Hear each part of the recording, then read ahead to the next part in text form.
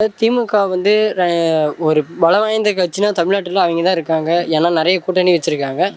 இன்றைக்கி வந்து ராமதாஸ் அவர்களும் கூட்டணி வரதா வாய்ப்பு இருக்குன்னு சொல்லியிருக்காங்க. அப்போது மக்கள்லாம் என்ன நினைக்கிறாங்கன்னா, ராமதாஸ் வந்து கூட்டணிக்கு திமுகவோட வந்தால் தோல் திருமாவளவன் வந்து விலகிடுவாருன்னு சொல்லியிருக்காங்க. அது எப்படி பார்க்குறீங்க? அவங்க ரெண்டு பேரும் இணைஞ்சு வருவாங்களா, இல்லை தோல் திருமாவளவன் தனியாக பிரிஞ்சிருவாருன்னு நினைக்கிறீங்களா? இல்லை, அது இப்போத்து நடக்கிற அது போராட்டம் கிடையாது. அது அப்பத்துலேருந்து நடக்கிற போராட்டம். இடையில ரெண்டு பேரும் ஒன்று சேர்ந்து பண்ணலாம் அப்படின்னு அரசெல்லாம் வச்சாங்க. நாங்கள் மேடையில் பேசுனாங்க, ரெண்டு பேரும் கை கொடுத்தாங்க, எல்லாமே நல்லா தான் இருந்தது. அதாவது நீனும் நானும் நல்லா இருக்கிறோம், இருக்கிற ஆளுக்கு சரியில்லை. கேட்டால் ஓன் ஜாதிக்காரன் ஏன் ஜாதிக்காரன், அவன் வந்தால் இங்கே வெட்டவன், இவன் வந்தால் அங்கே வெட்டுவேன், ஈக்கோ பிரச்சனை தான். புரியுதா? இப்போ ராமதாஸுக்கும் திருமாவளவனுக்கும் பகை கிடையாது. இவங்க ரெண்டு பேரும் ஏற்படுத்திக்கிட்டு அந்த மாதிரி ஜாதி பேரை சொல்லி ஒரு குற்றச்சாட்டு, அவ்வளோதான். ஓன் ஜாதி பேசினா உனக்கு பிடிக்கல, ஏன் ஜாதியை பற்றி பேசினா எனக்கு பிடிக்காது. இது ராமதாஸ் காடு வெட்டி அவர் இருக்கும்போதும் சரிதான், அவரும் நல்லவர் தான், காடு வெட்டி கூறு. ராமதாஸும் நல்லவர் தான். இதில் ஈகோ பிரச்சனை, இடையில இருக்கிற ஆளுங்க தான் சரியில்லை. புரியுதா அவனுக்கு? இதுதான் மெயின் அங்கே சுவிட்சு. இப்போ ராமதாஸ் டிஎம்கே வந்துட்டார்னு வச்சுக்க, திருமாவளவன் இருக்க மாட்டார். எல்லாத்துக்குமே ஒரு அச்சம் தானே. எவ்வளோ பிரச்சனை, எவ்வளோ பேர் செத்துருக்காங்கங்க. இன்றைக்கி நேற்று நடந்த போராட்டம் கிடையாது, அதெல்லாம் பல வருஷமாக பல ஆண்டுகளாக நடந்துக்கிட்டு இருக்குது. அன்னைக்கெல்லாம் ஒன்றா சேர்றாத, இன்றைக்கி ஏன் ஒன்றா சேர்றாங்கன்னு ஆசைப்பட்றாரு? அதை மட்டும் சொல்லுங்கள். இப்போ இவ்வளோ நாளாக வெளியில் தனித்தனியாக தான் நின்றுருக்காங்க. திருமாவளவன் நல்லவன்னு சொல்லிருக்காரு. அதே வார்த்தை உங்கள் பையனும் சொல்லணும்ல, அதேமாதிரி உங்களை சேர்ந்தவங்களும் சொல்லணும்ல. ஜாதி தான் இங்கே பிரச்சனையே. ஜாதிலாம் நீக்கிட்ட எல்லாம் ஒன்று தாங்க. அரசியல்வாதெல்லாம் ஒன்றா தாங்க இருப்பாங்க. நம்ம தான் ஒரு ஓட்டு போகிறது போதே நீ பெரிய ஆளா நான் பெரிய ஆளு, நம்ம சட்டசபையில் போய் நம்ம நிற்கிற மாரி. அவங்களாம் ஒன்று தான். நம்ம தான் தனித்தனியாக பேசிகிட்டு இருக்கிறோம். ஓன் ஜாதி வேற, என் ஜாதி வேற, நீ ஆள் படையா நான் ஆள் படையா பார்த்துக்கலாம். காலையில் என் டியூட்டி கூட காசு இருக்காது நம்மக்கிட்ட. ஆனால் டீ கடையில் உள்ள மீட்டிங் நடக்கும். புரியுது அவனுக்கு? கஷ்டப்படுங்க. அவன் போய்ப்பான், அவன் பார்க்குறான், நம்ம போய்ப்போம், நம்ம பார்க்குறோம். கட்சின்னு நமக்கு வேணும், கொள்கைன்னு ஒன்று வேணும். அதுக்கு ஒரு ஆள் இப்போ எனக்கு நீ சப்போர்ட்டு கேட்டால் பரவாயில்ல நம்ம ஆள் அப்படின்னு சொல்லலாம். அவங்களுக்கு அவங்க சப்போர்ட்டு கேட்டால் அவங்க நல்லவங்க அப்படின்னு அவங்க பேசலாம். ஜாதி பிரச்சனை தான். அந்த ஜாதி பிரச்சனை இல்லைன்னு வச்சுக்க ஒன்றும் கிடையாதுங்க. இதுதான் மெயின் பால்ட. நீ பாதி நான் பாதி, நீ பல்லாம் நீ பறையன், இப்படி தான் எங்கள் பிரச்சனையே. அப்போ நீ பறையன்னு சொல்லும் போது நம்மளை பறையன்றானே, நமக்கு ஆத்திரம் வரும். அப்போ பள்ளம் பறையன் அப்படின்னு சொல்லும்போது நான் உன்னை தாய்க்கு பேசும்போது உனக்கு ஆத்திரம் வரும். அவனுக்கும் குடும்பம் இருக்குது, அவனுக்கும் புள்ள குட்டி இருக்குது, அவனுக்கும் கொள்கை இருக்குது. அந்த கொள்கையை குட்டையை குழப்பறது அரசியல்வாதிங்க தான். அவன் நல்லா இருப்பான். நீ ஒரு 10 ரூபா கொடுத்தா உன் கூடிய நான் பிடிப்பேன், என்கிட்ட 10 ரூபா எடுத்தால் நான் போய் ஒரு கூடி பிடிப்பேன். அப்போ ஈகோ பிரச்சனை எங்கே வருது? எல்லாம் இப்படி தான் வருது. அரசியல்வாதிகள் தான் வர்றது. அவங்க ஒற்றுமையாக தான் இருப்பாங்க, ஒற்றுமையாக தான் போவாங்க. இது நம்ம மக்களுக்கு தெரியல. அதுதான் மெயின் விஷயமே. ஆனால் ராமதாஸ் அங்கே போனால் திருமாவளவன் இருக்க மாட்டாப்புல. அங்கே அவர் ஒதுங்கிடுவார். இவர் அதை பார்ப்பாரா இதை பார்ப்பாரா? சொல்லுங்கள் பார்க்க. எத்தனை வருஷம் அங்கே இருந்திருக்காருங்க. ஒரு எம்பிலேருந்து 2 சீட்டு 3 சீட்டு இதெல்லாம் வாங்கி அங்கே லாபமோ நஷ்டமோ அனுபவிச்சிட்ருக்காரு. இன்றைக்கி அப்பா பையனில் பிரச்சனை. அவர் அங்கே போயிட்டார் அதிமுகவுக்கு. இப்போ இவர் டிஎம்கேக்கு வராரு. இப்போ இவர் வந்தால் இவர் ஏற்றுக்குவாரா? அவர் ஏற்கனவே அறிக்கை விட்டுருக்காரு. அவர் பாமக அங்கே வந்ததுன்னா விடுதலை சிறுத்தை இருக்காது, ஏற்கனவே சொல்லிட்டு தான் இருக்காரு. நம்மளாம் சொல்ல கிடையாது. அது உண்மையாகலாம். கொள்கை அவர் கொள்கை விட்டு கொடுக்கல, அவ்வளோதான்.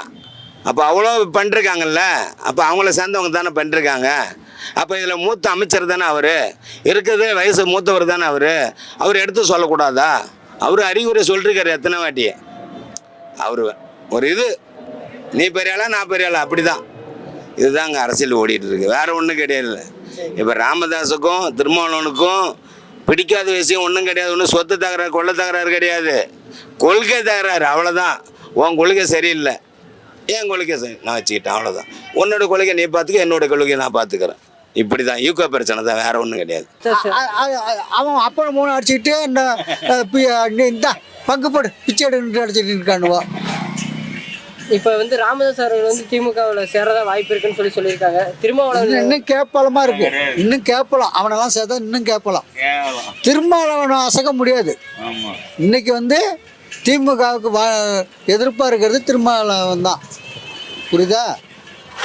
ராமதாஸ் எல்லாம் வந்து ஒரு ஆள் தாவே இன்னைக்கு ஒரு எதிர்கட்சி வாய்ப்பில் வந்து 2 எம்பி 4 எம்எல்ஏவோட இருக்கிறது திருமாவளவன் தான். ஒரு ஒரு ஒரு சாணத்தில் இருக்கிறது. காங்கிரஸ் கூட இல்லை. ஒரு நல்ல ஆட்சி நடக்குதுன்னா யார் வேணாலும் இணையிறது ஒரு ஒன்றும் சந்தேகப்படுறதுக்கோ இல்லை இதை அச்சப்படுறதுக்கோ எந்த இதுவும் இல்லை. நல்ல ஆட்சி கூட நம்ம இன்னும் 4 வீரர்கள் சேர்ந்தாங்கன்னா இன்னும் நல்லா தானே இருக்கும். இன்னும் ஆட்சி பலமாக இருக்கும், நல்லா இருக்கும். வந்து சேர்றவங்களுக்கும் நல்ல மரியாதை இருக்கும். மக்களோட தரப்புல என்ன சொல்றாங்கன்னா ராமதாஸ் அவர்கள் தான் வர மாதிரி வாய்ப்பு இருக்கு. ராமதாஸ் அவர்கள் வந்தாங்கன்னா திருமாவளவன் வந்து விலகிறதுக்கு வாய்ப்பு இருக்கு அப்படின்லாம் மக்கள் பேசுறாங்க. அதை எப்படி பார்க்குறீங்க? ராமதாஸாலேயே தொழில் திருவிழாலே இப்போ ஆட்சி செய்யலாம். அவர் தனிப்பட்ட முறையில் தானே ஆட்சி செய்கிறாரு. இல்லை, அதான் ராமதாஸ் அவர்கள் தான் திமுக கூட்டணி வரதுக்காக வாய்ப்பு இருக்குன்னு சொல்லியிருக்காங்க. அப்போ வந்து திருமாவளவன் அவங்க தான் வந்து அவங்கள எதிர்த்தாங்க. இப்போ அவங்கள வந்து சேர்ந்தா இப்போ அவர் அவங்க 2 பேருமே வந்து சேருவாங்க சார். தொழில் திருமாவளவன் சேருவாங்க, ராமதாஸும் சேருவாங்க. ஆட்சி பலமாக இருக்கும். இந்த தடவை ஸ்டாலின் மட்டுமே ஜெயிப்பார். எப்படி பார்க்க யார் செஞ்சாலும் வந்ததுன்னா என்ன கேட்டிங்கன்னா, இந்த வட்டம் வந்ததை ஸ்டாலின் வந்து அவருக்கு எடுத்த வாய்ப்பை வந்து சரியாக பயன்படுத்திக்கல.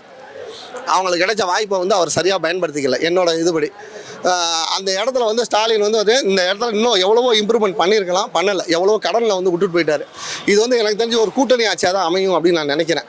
வந்தது ஆனால் எத்தனை பேர் கூட்டணியில் வராங்கங்கிறதெல்லாம் மெயின் கிடையாது. அவங்கள மக்கள் ஓட்டு போடுவாங்களாங்கிறது தான் பார்க்கணும். திமுகவில் இன்னைக்கு பல பேர் கூட்டணியில் இருக்காங்க. 2026 அவங்களுக்கு வர்றதுக்கு வாய்ப்பு இருக்கா? எனக்கு என்னமோ வந்து டிஎம்கே இந்த வட்டம் வராது அப்படின்னு தோணுதுப்பா. வந்தது ஆனால் வேறு கூட்டணி ஆட்சியாக தான் வரும். தனிப்பட்ட வந்து ஒரு ஆட்சி வராது அப்படின்னு தோணுது. கிடையாது. திருமாவளவன் வந்து விலகவே மாட்டார். அவர் வந்தாக்கா அவர் வர்றது வந்து வரவே மாட்டார். ஏன்னா அது திருப்பி இப்போ வந்து அப்பாவும் பிள்ளையும் வந்து திருப்பி ஏடிஎம்கேல சேர்ற மாதிரி இருக்குது. இப்போ ஏடிஎம்கேலையும் பேசி நடந்துங்குது, ஆனால் டிஎம்கேலையும் பேசி நடந்துங்குது. ஆனால் பெரும்பாலும் வந்து டிஎம்கேவுக்கு வர்றதுக்கு வாய்ப்பே இல்லை. அது ரெண்டுமே அண்ணன் அப்பா பிள்ளை வந்து சண்டையில் டிஎம்கேவில் வர்றதுக்கு வாய்ப்பு கிடையாது.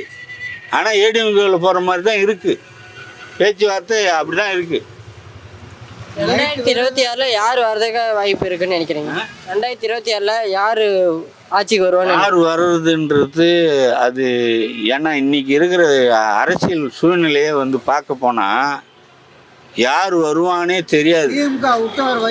அதாவது வந்து சுற்றி வளைச்சி போய் ஆளுங்கட்சியை வருமா இல்லை எதிர்கட்சி வருமா இல்லை 3வது கட்சி வருமானது யாருக்குமே தெரியாது. அது கடவுளுக்கு தான் தெரியும். அந்த மாதிரி சூழ்நிலையில் போய்கின்னு இருக்கு இப்போ அரசியல்.